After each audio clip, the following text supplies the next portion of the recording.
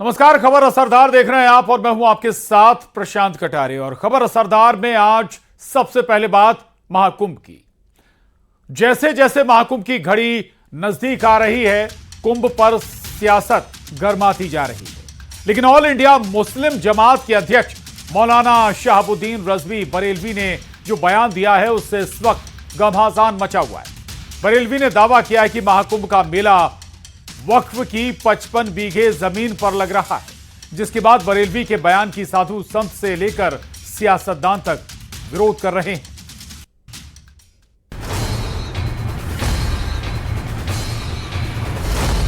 कहां से कौन तंगदिली छोटे दिल का मुजाहरा कर रहा है और कौन लोग हैं जो बड़े दिल का मुजाहरा कर रहे हैं। जिस महाकुंभ की तैयारी योगी सरकार विश्व स्तर पर कर रही है, जहां सनातन का सबसे बड़ा आयोजन होने वाला है,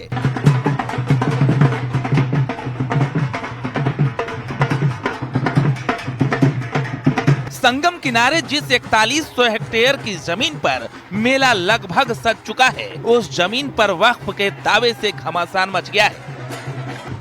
ऑल इंडिया मुस्लिम जमात के अध्यक्ष मौलाना शहाबुद्दीन रजवी बरेलवी ने दावा किया है कि करीब 55 बीघा वक्फ की जमीन पर कुंभ मेला बसाया जा रहा है। खुद प्रयागराज के जो मुसलमान हैं, उनमें से एक सरताज नाम के हैं, उन्होंने इस बात की जानकारी दी और कहा, एलानिया तौर पर इस बात को कहा कि जो जमीन है, जिस जमीन पर, जमीन के बहुत सारे हिस्से पर जो शामियाने तंबू वगैरह लगाए गए हैं, इंतजाम किए गए हैं, मेला लग रहा है, ये वक्फ की जमीन है और वहां के मुसलमानों की जमीन है। दरियादिली देखिए मुसलमानों की, कि मुसलमानों ने कुंभ के मेले की तैयारियां, शामियाने और पिंडाल, रोड और सड़कें और खड़ंजों पर कभी मना नहीं किया कि यहाँ पे मत लगाइए। मौलाना का कहना है कि मुसलमानों ने बड़ा दिल दिखाते हुए कोई आपत्ति नहीं की है, लेकिन दूसरी तरफ अखाड़ा परिषद और दूसरे साधु संतों ने इस बयान पर कड़ी आपत्ति जताई है। कहना चाहूंगा, उनकी मानसिक स्थिति सही नहीं है, उनको किसी अच्छी जगह पे इलाज करना चाहिए। और मैं ये कहूंगा, हमारे यहाँ बड़े बड़े ऋषि महर्षि आए हैं, उनसे अपना इलाज कराइए। मैं ये कहना चाहूंगा, देखिए ये जो भूमि तो गंगा मैया की भूमि है। मैं समझता हूँ उनको ऐसी बात नहीं बोलनी चाहिए। हमेशा उन्होंने हिंदू मुस्लिम की ही राजनीति की है और ये राजनीति का समय नहीं है। कि अब समय आ गया है कि वक्फ बोर्ड जो लैंड जिहाद है, आतंक जिहाद है, उसे समाप्त किया जाए और ऐसे बड़बोलों को पूरी तरीके से भारत में प्रतिबंधित किया जाए जो जबरन दूसरों की जमीनों को अधिग्रहण करने का प्रयास कर रहे हैं। इनकी बुद्धि भ्रष्ट हो गई है। मैं सरकार से मांग करूंगा कि ऐसे जिहादी जो अनर्गल प्रलाप जो हमारे समाज में जो है दूषित वातावरण को फैलाने वाले लोग हैं, इनके ऊपर सशक्त कार्रवाई करनी चाहिए। इनके बोलने पर बैन लगाना चाहिए। कभी कहेंगे पूरे भारत वक्फ की बोर्ड की जमीन है, तो ऐसा ना हो कि कभी जो है कहें कि सांसद भवन वक्फ बोर्ड की जमीन है। इनकी बुद्धि को सही करने के लिए सरकार को ठोस कदम उठाना चाहिए। दरअसल बरेलवी का ये बयान उस समय आया है जब महाकुंभ लगभग स्वरूप ले चुका है। साधु संत बरेलवी के बयान का विरोध तो कर ही रहे हैं, वहीं विपक्ष के नेता भी निशाना साध रहे हैं। कांग्रेस का आरोप है कि बीजेपी मौलाना से बयानबाजी करवा रही है। ऐसे बहुत से लोग जो जानबूझ के बोलते हैं और ऐसे मौके बोलते हैं। मैं तो सदियों से सुन रहा हूँ, हजारों साल का इतिहास है कुंभ। आज तक तो कभी कोई बात नहीं कि मौलाना साहब को कहां से सपना आ गया और वो समय बोल रहे हैं जब कुंभ अपने पूरे स्वरूप में। तो मुझे तो ये लगता है जैसे भाजपा इनसे बुलवा रही है और ये बोल। प्रयागराज में लगने वाला महाकुंभ और वो स्थान ऐतिहासिक महत्व का है, भारत की संस्कृति सभ्यता का प्रतीक है और उस जमीन पर वक्फ बोर्ड का दावा हास्यास्पद है, ऊटपटांग है। और साथ ही साथ जो लोग वक्फ में हैं, जो लोग इस तरह के दावे करते हैं, उनके बुद्धि विवेक पर भी सवालिया निशान लगाते हैं। सरकार ने दिव्य, भव्य और डिजिटल महाकुंभ के लिए पूरी ताकत लगा रखी है। 140 साल बाद महाकुंभ का अद्भुत संयोग होने वाला है और इसी संयोग के बीच बरेलवी का वक्फ वाला प्रयोग सियासत का मुद्दा बन चुका है। Bureau report, news 18। महाकुंभ पर वक्फ के दावे पर जहां घमासान मचा हुआ है, वहीं समाजवादी पार्टी नेताओं के बयान ने तूल पकड़ लिया है। एक ओर सपा सांसद वीरेंद्र सिंह तो दूसरी ओर सपा विधायक ओम प्रकाश सिंह, दोनों का कहना है कि कुंभ स्नान क्यों करें, मरना है क्या। साथ ही व्यवस्था पर भी सवाल उठा रहे हैं, जिस पर बीजेपी ने पलटवार किया है। रिपोर्ट देखिए।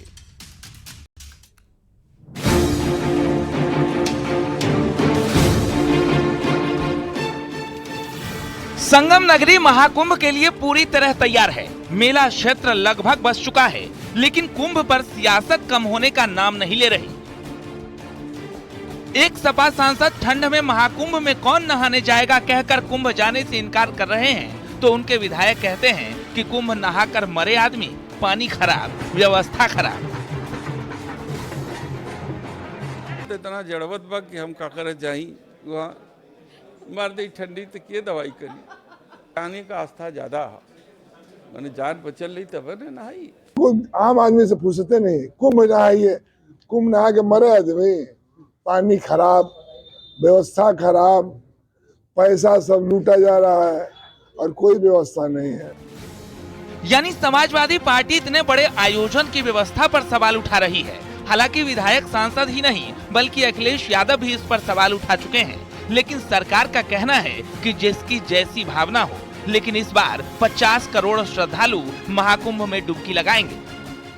हो सकता है कि उनकी श्रद्धा भाव न हो और न जाए, लेकिन मुझे लगता है कि 50 से 60 करोड़ श्रद्धालु, जितनी विभिन्न देशों की, ज्यादातर देशों की विश्व में आबादी नहीं है, इससे कम आबादी के देश हैं, उतने श्रद्धालु आकर के इस महाकुंभ में श्रद्धा की डुबकी लगा करके ईश्वरी कृपा प्राप्त करने का इसी सनातन संस्कृति के अंतर्गत काम करेंगे। सरकार की तैयारी पूरी है, लेकिन जिस व्यवस्था पर समाजवादी पार्टी के नेता सवाल उठा रहे हैं वो कितनी मजबूत और सुरक्षित है, खुद प्रदेश के डीजीपी से सुनिए। पूरी सुरक्षा है, आप देखिए चाक चौकस व्यवस्थाएं हैं हमारे यहाँ पे। सारे हमारे मेला क्षेत्र जो है वो सीसीटीवी के द्वारा कवर्ड है, और इसके साथ साथ हम ग्राउंड पे भी आप हमारे फुट सोल्जर रहेंगे और सादे में भी रहेंगे, और हम पूरी तरीके से इक्विप्ड भी रहेंगे ताकि किसी तरह की कोई घटना कारित नहीं होने पाए। सेना का भी, अर्धसैनिक बल का भी सहयोग लिया जाएगा, जरूरत पड़ेगी क्या? ये तो विश्व का सबसे बड़ा आयोजन है, सभी लोग खुद पैरामिलिट्री के लोग आ भी चुके हैं, सेना के लोग यहाँ छावनी है। इन तमाम सियासी हलचल के बीच महाकुंभ का रंग अब संगम किनारे दिखने लगा है। साथ ही कई ऐसे पोस्टर भी जो विवाद को जन्म दे रहे हैं। दरअसल अतीक अहमद का कुंभ क्षेत्र में लगा पोस्टर भी चर्चा में रहा। हालांकि उसे प्रशासन ने हटवा दिया, लेकिन अतीक के इस पोस्टर में लिखा था अतीक का आतंक मुक्त प्रथम प्रयागराज महाकुंभ। कुल मिलाकर महाकुंभ पर लगातार सियासत और बयानबाजी चल रही है, और इसी बीच महाकुंभ की घड़ी जैसे जैसे नजदीक हो रही है, मेला भव्य स्वरूप लेता जा रहा है। मेला भव्य स्वरूप लेता जा रहा है। Bureau report, news 18।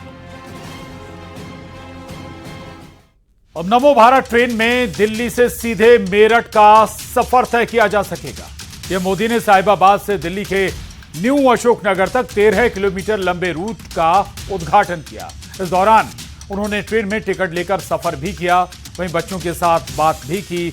दिल्ली से मेरठ 40 मिनट में पहुंचने की बात कही जा रही है।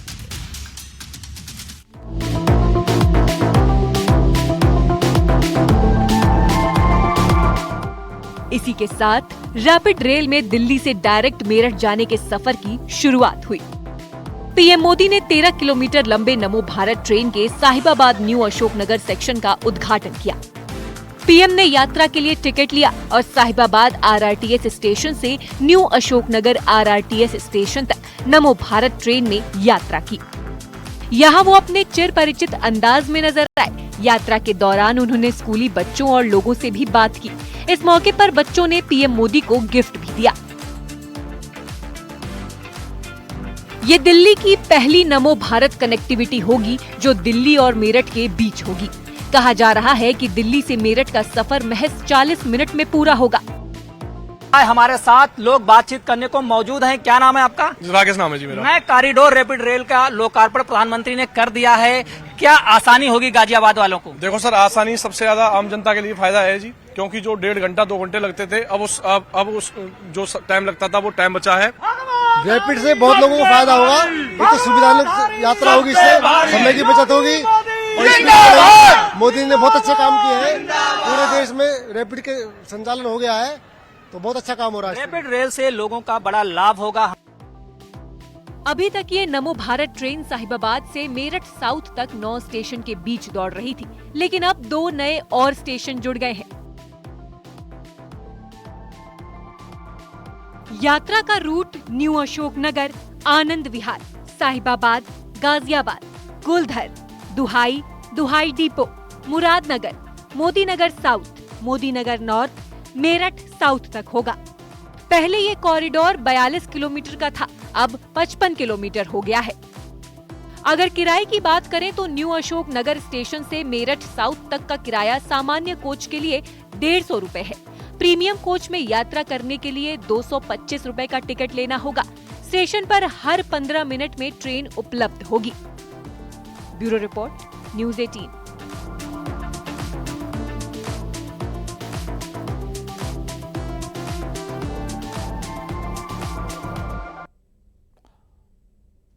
और प्रधानमंत्री नरेंद्र मोदी ने दिल्ली विधानसभा चुनाव से पहले परिवर्तन रैली को संबोधित किया। इस दौरान पीएम मोदी ने कहा कि दिल्ली में इस बार कमल खिलेगा।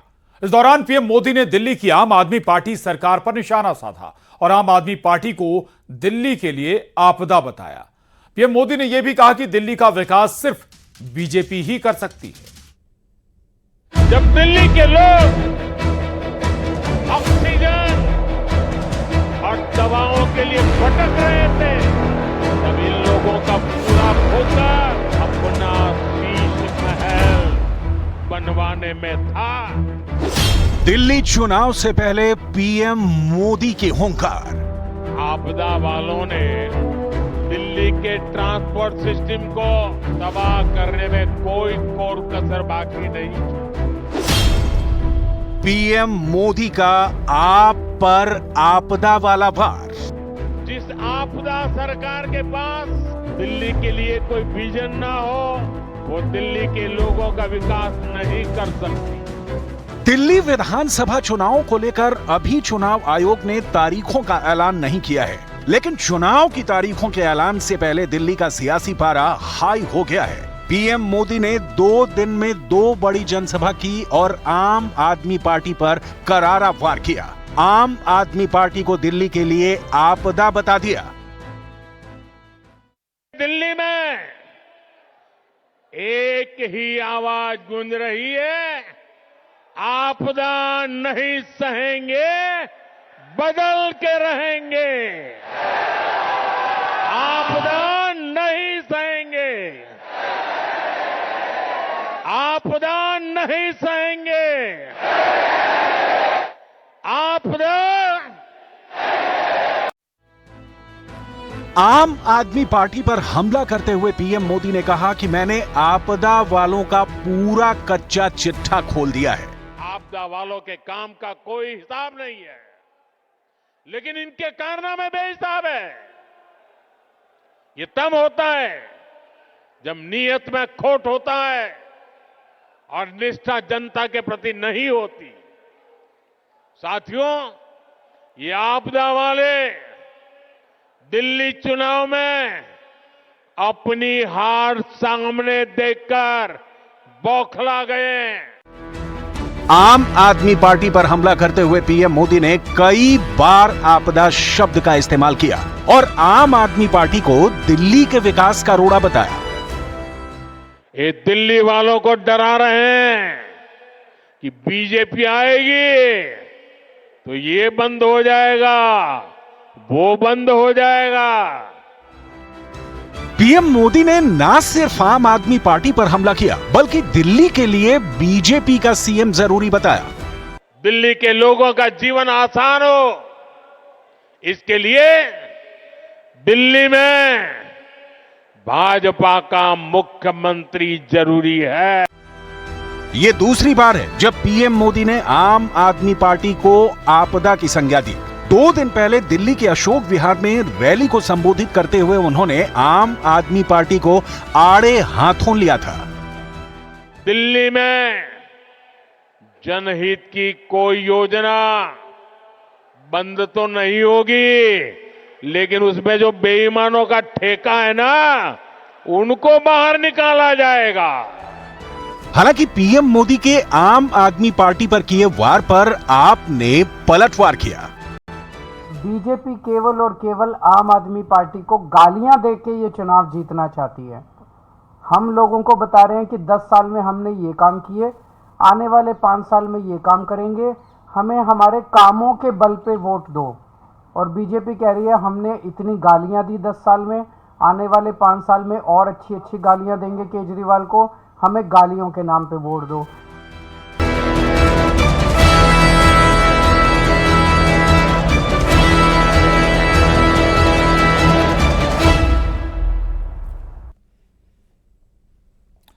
और गुजरात के पोरबंदर में बड़ा हादसा हो गया। एयरपोर्ट पर कोस्ट गार्ड का हेलीकॉप्टर क्रैश हो गया। हादसे में 3 लोगों की मौत हो गई, जिसमें 2 पायलट भी थे।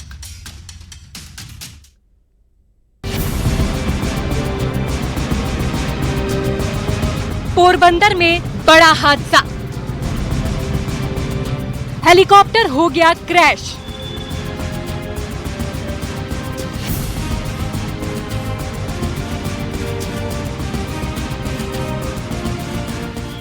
हेलीकॉप्टर आग के गोले में तब्दील हो गया। दूर दूर तक बस काला धुआं फैला हुआ है। राहत बचाव की टीम मौके पर पहुंची हुई है। बताया जा रहा है कि हादसे के वक्त हेलीकॉप्टर में 3 लोग सवार थे। 2 लोगों को अस्पताल ले जाया जा रहा था, लेकिन उन्होंने रास्ते में ही दम तोड़ दिया। जानकारी के मुताबिक कोस्ट गार्ड का एडवांस लाइट हेलीकॉप्टर दुर्घटना का शिकार हुआ है। दोपहर करीब 12 बजे की ये घटना बताई गई है। हादसे के बाद तो एयरपोर्ट पर अफरा तफरी मच गई। इसके बाद तुरंत राहत बचाव कार्य शुरू किया गया।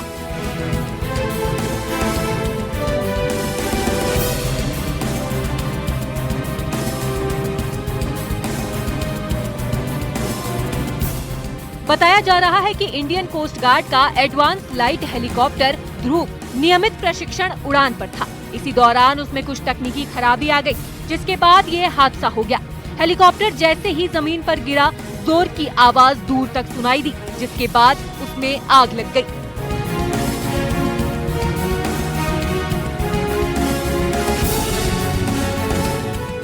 उड़ान भरने के दौरान टेक्निकल फॉल्ट आने की आशंका जताई गई है। जानकारी के मुताबिक हेलीकॉप्टर में 2 पायलट समेत 3 लोग सवार थे।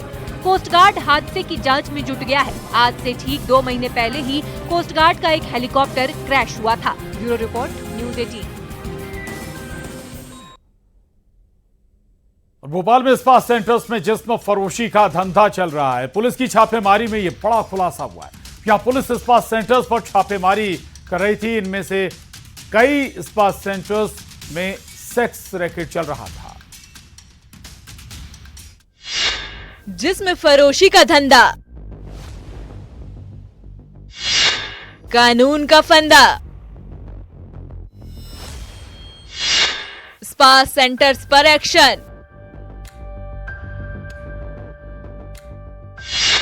सेक्स रैकेट का खुलासा।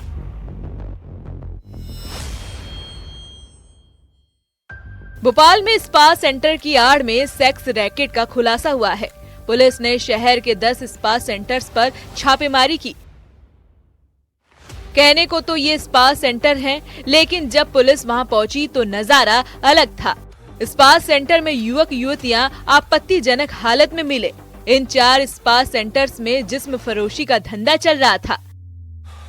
Wellness spa, green well spa, मिकाशो स्पा और नक्षत्र स्पा से पुलिस ने 70 लोगों को गिरफ्तार किया। इनमें 35 युवतियां और 33 युवक शामिल हैं। स्पा सेंटर की आड़ में जिस्म फरोशी, 10 स्पा सेंटर्स पर पुलिस की छापेमारी।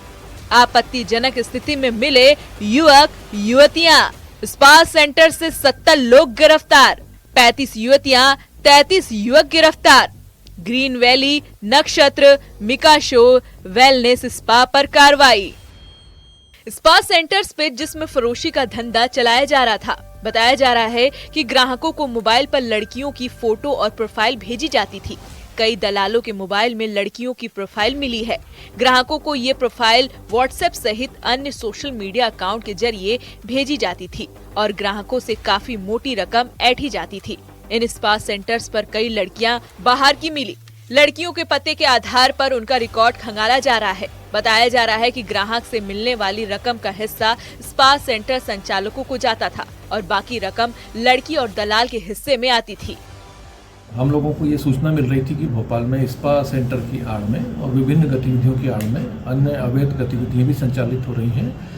इस पर कार्रवाई करने के लिए पुलिस कमिश्नर महोदय के निर्देशानुसार क्राइम ब्रांच की 10 टीमें, जिसमें प्रत्येक टीम में 10 लोग हैं, महिला एवं पुरुष, उनको भोपाल में भेजा गया है, जिनके द्वारा सघन सर्चिंग एवं चेकिंग की जा रही है। अभी तक प्राप्त जानकारी के अनुसार 3 स्थानों पर हमें अवैध रूप से अनैतिक देह व्यापार करने की जानकारी मिली है, जिसमें 3 दर्जन से अधिक महिला एवं पुरुषों को पकड़ा गया। जिसमें फरोशी के इस धंधे में और कौन शामिल है और कितने स्पा सेंटर हैं जहां सेक्स रैकेट चल रहा है, पुलिस इसकी पड़ताल कर रही है। गिरफ्तार आरोपियों से पूछताछ की जा रही है। Bureau report, news 18।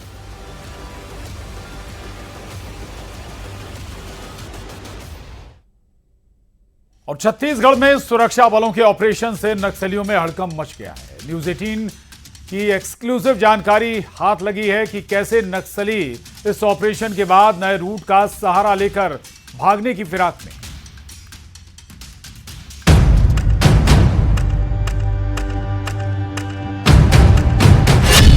छत्तीसगढ़ में नक्सलियों पर एक और प्रहार। सुरक्षा बल के ऑपरेशन से घबराए नक्सली। छत्तीसगढ़ से भागने का बनाया नया रूट। छत्तीसगढ़ के गरियाबंद में सुरक्षा बल ने नक्सलियों की एक बड़ी चाल को नाकाम कर दिया। सुरक्षा बल ने नक्सलियों के उस रूट पर प्रहार किया जिसके जरिए वो छत्तीसगढ़ से ओडिशा भागने की फिराक में थे।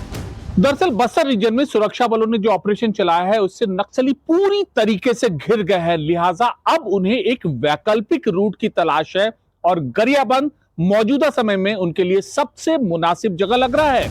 नक्सलियों के लिए कुख्यात बस्तर में जब सुरक्षा बल ने बड़े पैमाने पर ऑपरेशन शुरू किया तो उन्हें काफी नुकसान उठाना पड़ा।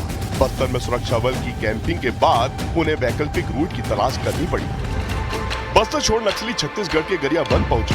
सूत्रों के मुताबिक सुरक्षा बल के ऑपरेशन के बाद वो गरियाबंद से उड़ीसा के नोआपारा में दाखिल होने की कोशिश करने लगे। नक्सलियों की हर हाल में कोशिश है कि उनका यह मूवमेंट जिंदा रहे, इसीलिए जो बचे कुछ नक्सली हैं जो बच निकलने की कोशिश कर रहे हैं उनको यह मुनासिब एस्केप रूट मुहैया करवाने की कोशिश की जा रही है। न्यूज़ 18 इंडिया को मिली एक्सक्लूसिव जानकारी के मुताबिक गरियाबंद इलाके में नक्सलियों की केंद्रीय कमेटी मेंबर गणेश और मनोज की मौजूदगी के इनपुट मिले हैं। नक्सली गैंग के गणेश और मनोज की जोड़ी पर 40 लाख का इनाम है और बताया जा रहा है कि ये जोड़ी नक्सलियों को छत्तीसगढ़ से उड़ीसा भेजने की कोशिश में लगी है। शुक्रवार को सुरक्षा बल ने इस रूट पर प्रहार किया जहां पुलिस और केंद्रीय बल के जॉइंट ऑपरेशन में 4 नक्सलियों को मार गिराया। मारे गए नक्सली गणेश और मनोज के इशारे पर काम करते थे। न्यूज़ 18 इंडिया को एक्सक्लूसिव जानकारी मिली है कि उड़ीसा और छत्तीसगढ़ के बॉर्डर पर नक्सली कोर कमेटी के कमांडर गणेश और मनोज की मौजूदगी के इनपुट सुरक्षा खुफिया एजेंसियों को मिले हैं। नक्सली कमांडर गणेश और मनोज इस कोशिश में लगे हैं कि उनका मूवमेंट जिंदा रहे। किसी तरीके से बचे हुए नक्सली को सुरक्षा बल की नजरों से छिपाकर छत्तीसगढ़ की सरहद को पार कराया जाए, लेकिन सुरक्षा बल के लगातार ऑपरेशन ने नक्सलियों के इस रूट को भी ध्वस्त कर दिया है। इस रूट पर हुए प्रहार के बाद नक्सली एक बार फिर बैकफुट पर आ गए।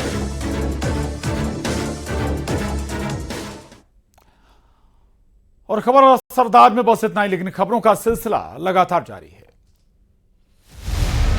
एक मंच जहां मध्य प्रदेश के विकास पर होगी बात, प्रदेश के प्रश्नों को मिलेंगे सारे जवाब। मुख्यमंत्री मोहन यादव के साथ साल 2025 का पहला महासंवाद देखिए राइजिंग मध्य प्रदेश 6 जनवरी दोपहर 3 बजे से लगातार।